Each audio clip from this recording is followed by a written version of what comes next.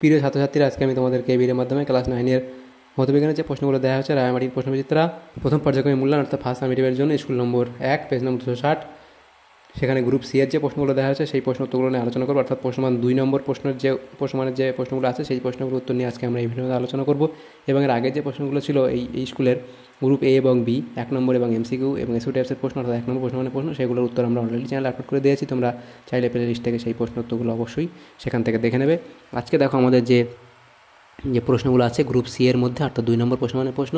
Group C এর মধ্যে দেখো 8টা প্রশ্ন আছে, 2 নম্বর করে 16 নম্বর। 3-এর দাগের প্রশ্ন, নিম্নলিখিত প্রশ্নগুলি সংক্ষিপ্ত উত্তর দাও, বিকল্প প্রশ্নগুলি লক্ষণীয়। এখানে যে 8টা প্রশ্ন আছে সেই প্রশ্নগুলো আমরা আলোচনা করব। তো দেখো এখানে প্রথম 3-এর দাগের প্রশ্ন ছিল। প্রথম প্রশ্ন ছিল সাধারণ তুলাযন্ত্রের সুবেদিতার শর্তগুলি লেখো। সাধারণ তুলাযন্ত্রের সুবেদিতার শর্ত বলে লিখবে, সেখানে লিখবে সুবেদি তুলা নির্মাণ করতে হলে তুলাদণ্ডের ভরকেন্দ্রকে আলম্বে যতদূর সম্ভব কাছাকাছি থাকতে হবে। তুলাদণ্ডের বাহু দুটি দীর্ঘ ও হালকা হওয়া আবশ্যক। তুলাপাত্র দুটি যথেষ্ট হালকা ও সূচক কাটার দৈর্ঘ্য যথেষ্ট বেশি হওয়া প্রয়োজন। দ্বিতীয় প্রশ্ন কী ছিল? লিটারের সংজ্ঞায় 4 ডিগ্রি সেন্টিগ্রেড উষ্ণতা 4 ডিগ্রি সেন্টিগ্রেড উষ্ণতার উল্লেখ থাকে কেন? উত্তর লিখবে লিটারের সংজ্ঞায় 4 ডিগ্রি সেন্টিগ্রেড উষ্ণতার উল্লেখ থাকার কারণ বলে পয়েন্ট করবে, সেখানে লিখবে 4 ডিগ্রি সেন্টিগ্রেড এ জলের ঘনত্ব সবচেয়ে বেশি ও আয়তন সবচেয়ে কম। জলের উষ্ণতার 4 ডিগ্রি সেন্টিগ্রেডের বেশি বা কম হলে জলের ঘনত্ব কমে ও আয়তন বেড়ে যায়, ফলে 1 কিলোগ্রাম জলের আয়তন 1 লিটার অপেক্ষা বেশি হয়। তাই জলের নির্দিষ্ট আয়তন বোঝাতে লিটারের সংজ্ঞায় 4 ডিগ্রি সেন্টিগ্রেড উষ্ণতার জলের কথা উল্লেখ করা হয়। অথবা দিয়ে যে প্রশ্ন ছিল 2-এর দাগের, লব্ধ এককের সংজ্ঞা লেখো। লব্ধ একক বলে পয়েন্ট করে লিখবে সমজাতীয় বা ভিন্ন জাতীয় এক বা একাধিক মূল এককের সাহায্যে যে সমস্ত ভৌতরাশির একক গঠন করা হয় সেই এককগুলিকে লব্ধ একক বলা হয়। যেমন ক্ষেত্রফলের একক দুটি দৈর্ঘ্যের একক দ্বারা গঠিত, তাই ক্ষেত্রফল এককে বলা হয় ক্ষেত্রফল একক হলো লব্ধ একক। এক্ষেত্রে এই রাশিগুলিকে বলা হয় লব্ধ রাশি। তারপরের দেখো 3-এর দাগের প্রশ্ন ছিল কি? রৈখিক ভরবেগের সংরক্ষণ সূত্রটি বিবৃত করো। উত্তর তোমরা লিখবে রৈখিক ভরবেগের সংরক্ষণ সূত্র বলে পয়েন্ট করবে, সেখানে লিখবে কোনো বস্তু বা বস্তু সংস্থার উপর বাহ্যিক বল ক্রিয়া না করলে ওই বস্তু বা বস্তু সংস্থার মোট রৈখিক ভরবেগ ধ্রুবক থাকে। অর্থাৎ একাধিক বস্তু পরস্পরের ওপর বল প্রয়োগ করে সচল হতে পারে, কিন্তু বাইরের থেকে কোনো বল প্রয়োগ না করলে ওদের মোট ভরবেগ সবসময় অপরিবর্তিত থাকে। 4-এর দাগের প্রশ্ন ছিল চলন্ত বাস হঠাৎ থেমে গেলে যাত্রীরা সামনের দিকে ঝুঁকে পড়ে কেন?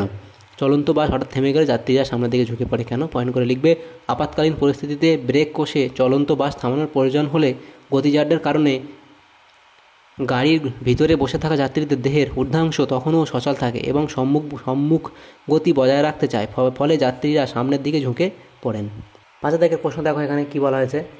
একটি গাড়ি ব্রেক কষে 6 মিটার পার সেকেন্ড স্কয়ার মন্দন সৃষ্টি করে এবং 25 পরে থেমে যায়। এটা হবে 25 না, এটা 2 সেকেন্ড, 2s হবে। এটা 2 সেকেন্ড পরে থেমে যায়। ওই সময়ে গাড়িটা কতটা দূরত্ব অতিক্রম করবে? তো এটা দেখো উত্তর তোমরা এভাবে অঙ্কটা করতে হবে। তো অঙ্কটা লিখবে কি? গাড়ির মন্দন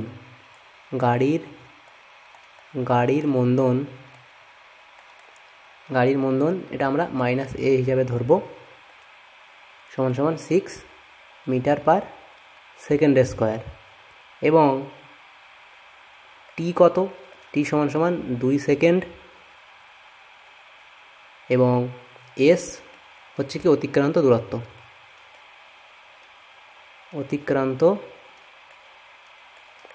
এটা আমরা ধরে নিচ্ছি। এবং আর দেওয়া ছিল কি? অন্তিম বেগ। এবং অন্তিম বেগ এখানে লিখলাম। অন্তিম বেগ v = 0। এবং প্রাথমিক বেগ আমরা u ধরে নিলাম। আমরা অতএব সূত্র কি জানি? v = u + at, এই সূত্র জানি আমরা। সেখানে লিখব কি? v এর মান কত? 0। অন্তিম বেগ মানে শেষে তো গাড়িটা থেমে গেছে, অর্থাৎ অন্তিম বেগ v এর মান 0। তারপর u এবং a এর মান দেখো এখানে মন্দন, সেটা কত ছিল? 6। যেহেতু মন্দন হয়েছে, গাড়ির মন্দন কমেছে, -a হবে, তাহলে -6 হবে। এবং টি এর মান কত? 2 সেকেন্ড, তাহলে ইন্টু টি ছিল ইন্টু 2 হবে। তারপরের লাইন দেখো 0 = u মাইনাস প্লাস মাইনাস -12 হবে। তাহলে অতএব ইউ এর মান কত হবে? তাহলে ইউটা এদিকে আসলে কি হবে? -u = -12। অতএব ইউ সমান সমান 12 হবে আমাদের। তাহলে আমাদের প্রাথমিক বেগ কত হবে? 12 মিটার পার সেকেন্ড স্কোয়ার হবে। আবার বলছে গাড়িটা কতটা দূরত্ব অতিক্রম করেছে, তারপর আমাদের এসটা বার করতে হবে। তাহলে S equals to U T plus half A T square. এই সূত্র আমাদের জানতে হবে, না হলে আমরা অঙ্ক করতে পারবো না। এবারে ইউ এর জায়গায় 12 লিখলাম, টি এর জায়গায় 2 মাইনাস হাফ, এবং এ এর জায়গায় কত লিখব? 6, এবং টি এর জায়গায় কত? 2 তার স্কোয়ার। 12 2 24 মাইনাস এটা কাটলে কত হবে? 3, 3 4 12, 2 এর স্কোয়ার থাকলে 12, অতএব সেখানে হবে 12 মিটার। অথবা দিয়ে যে প্রশ্ন ছিল, একটি খালি ট্রাক ও একটি মালবোঝাই ট্রাক একই বেগে গতিশীল হলে কোনটিকে থামাতে বেশি বল প্রয়োগ করতে হবে এবং কেন? উত্তর লিখবে কি? উত্তর লিখবে একটি খালি ট্রাক ও একটি মালবোঝাই ট্রাক একই বেগে গতিশীল হলে মালবাহী ট্রাককে থামাতে বেশি বল প্রয়োগ করতে হবে। কারণ বলে ব্যাখ্যাটা লিখবে নিউটনের দ্বিতীয় গতিসূত্র অনুসারে F equals to M A, এবং এম ইন্টু এ এর মান কত? একে আমরা লিখতে পারি ভি বাই টি লিখতে পারি, তো সেটাই আমরা এখানে লিখেছি। অর্থাৎ এই সূত্র, অর্থাৎ ট্রাক থামানোর জন্য প্রয়োজনীয় বলের পরিমাণ ট্রাকটির ভরবেগের সঙ্গে সমানুপাতিক। এক্ষেত্রে মালবাহী ট্রাকের ভর বেশি হওয়ায় তার ভরবেগ বেশি হবে।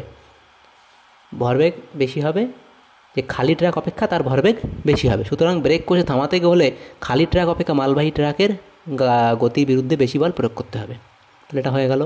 নেক্সট প্রশ্ন ছিল 6 দাগের প্রশ্ন। সেখানে বলা আছে পরমাণু আধান শূন্য হয় কেন? পরমাণুর 3টি মূল বা প্রাথমিক কণা হলো ধনাত্মক তড়িৎগ্রস্ত প্রোটন, ঋণাত্মক তড়িৎগ্রস্ত ইলেকট্রন ও এক নিউট্রন ও নিস্তরিত নিউট্রন কণা। এখন পরমাণু নিউক্লিয়াসে যতগুলি ধনাত্মক তড়িৎগ্রস্ত প্রোটন কণা থাকে, নিউক্লিয়াসের বাইরে বিভিন্ন কক্ষপথেও ঠিক ততগুলি ঋণাত্মক তড়িৎগ্রস্ত ইলেকট্রন কণা থাকে। আবার এই ইলেকট্রন ও একটি প্রোটন উভয়েই আধানের মান সমান ও বিপরীত 1.602 × 10⁻19 কুলম্ব। তাই এরা একে অপরকে প্রশমিত করে এবং পরমাণু সামগ্রিকভাবে নিস্তরিত বা আধানশূন্য হয়। পরের প্রশ্ন ছিল ধাতুর তাপীয় আয়নন বলতে কী বোঝো? তো এটা লিখবে, ধাতুর তাপীয় আয়নন পয়েন্ট করবে, সেখানে লিখবে যে তাপীয় আয়নন একটি ভৌত প্রক্রিয়া যেখানে উত্তপ্ত পৃষ্ঠতল থেকে অণুর নিঃসরণ হয় এবং অণুগুলি আয়নিত অবস্থা থাকে। মৌলের আণবিক ভর পরিমাপ করতে এটি বহুল ব্যবহার করা হয়। অতএব প্রশ্ন ছিল, দেখো রাদারফোর্ডের পরমাণু মডেলের দুটি ত্রুটি লেখো। রাদারফোর্ডের পরমাণু মডেলের ত্রুটি বলে লিখবে, সেখানে 1 নম্বর লিখবে রাদারফোর্ডের প্রস্তাবনা অনুসারে নিউক্লিয়াসকে ঘিরে নির্দিষ্ট কক্ষপথে আবর্তনশীল প্রত্যেক ইলেকট্রনের অভিকেন্দ্র ত্বরণ বর্তমান।